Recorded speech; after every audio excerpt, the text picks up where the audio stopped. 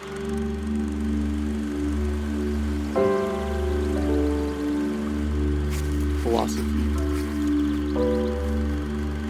questioning, enlightenment, deep conversation, spirituality. This is the Spiritual Download. Welcome to the Spiritual Download. Tonight we're going to be reading the top 7 quotes in Nonduality. Nonduality means oneness or not two, and in Sanskrit it means Advaita. This first quote is from Thich Nhat Hanh in The Miracle of Mindfulness.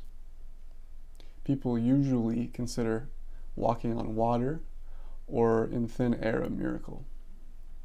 But I think the real miracle is not to walk either on water or in thin air, but to walk on earth. Every day we are engaged in a miracle which we don't even recognize.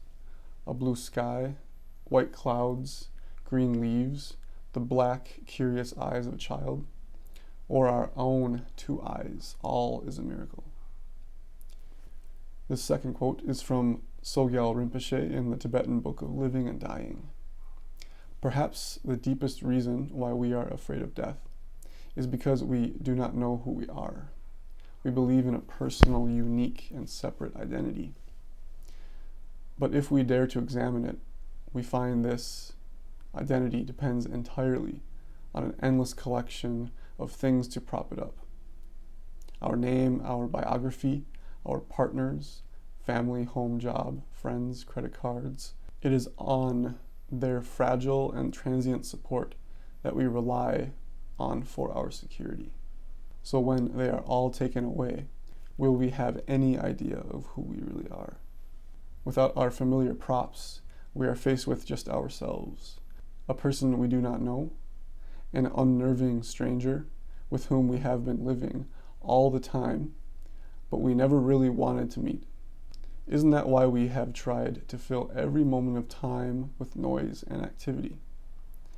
However boring or trivial, to ensure that we are never left in silence with this stranger on our own. Our third quote is a longer quote as well from Gangaji. In this moment, however you are searching, stop. Whether you are searching for peace and happiness in a relationship, in a better job, or even in world peace, just for one moment, stop absolutely. There is nothing wrong with these pursuits. But if you are engaging in them to get peace or to get happiness, you are overlooking the ground of peace that is already here. Once you discover this ground of peace, then whatever pursuits you engage in will be informed by your discovery. Then you will naturally bring what you have discovered to the world, to politics, to all your relationships. This discovery has infinite, complex ramifications, but the essence of it is very simple.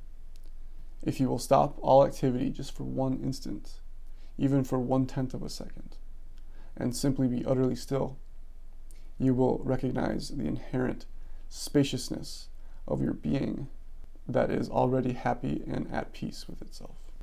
The next 2 quotes are from Ramana Maharshi himself, Sri Ramana Maharshi. Your duty is to be and not to be this or that. I am that I am sums up the whole truth. The method is summed up in the words, be still. What does stillness mean? It means destroy yourself, because any form or shape is the cause for trouble. Give up the notion that I am so-and-so. All that is required to realize the self is to be still. The next quote, I cannot show you God or enable you to see God, because God is not an object that can be seen. God is the subject. He is the seer. Don't concern yourself with objects that can be seen. Find out who the seer is. Our 6th quote is from Adyashanti. Enlightenment is a destructive process.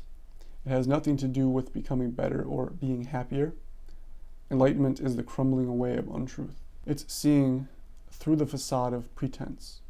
It's the complete eradication of everything we imagined to be true. And our last quote this evening is from Eckhart Tolle. Give up defining yourself to yourself or to others. You won't die, you will come to life. And don't be concerned with how others define you.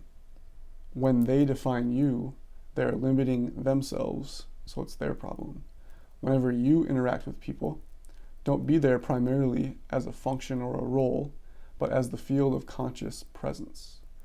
You can only lose something that you have, but you cannot lose something that you are. Thanks for listening.